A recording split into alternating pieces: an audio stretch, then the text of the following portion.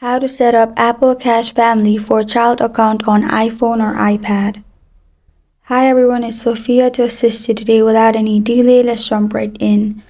If you're the family organizer, you need to set up an Apple Cash account to set up Apple Cash Family.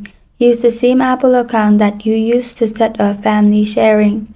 At least one member of your family group must be under 18. On the Family Organizer's iPhone, open the Settings app. Then tap Your Name, then tap Family Sharing. Then tap the child or teen that you want to set up Apple Cash for, then tap Apple Cash.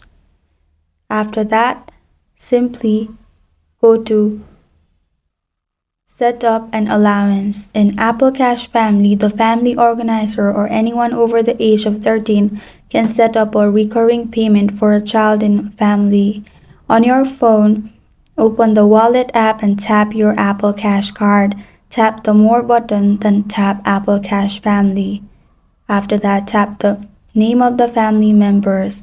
Under Recurring Payments, tap Set Up for your child name. Choose the dollar amount of each payment when you want payments to start and how often you would like to payments sent. You can also add a memo to identify what the payments are for.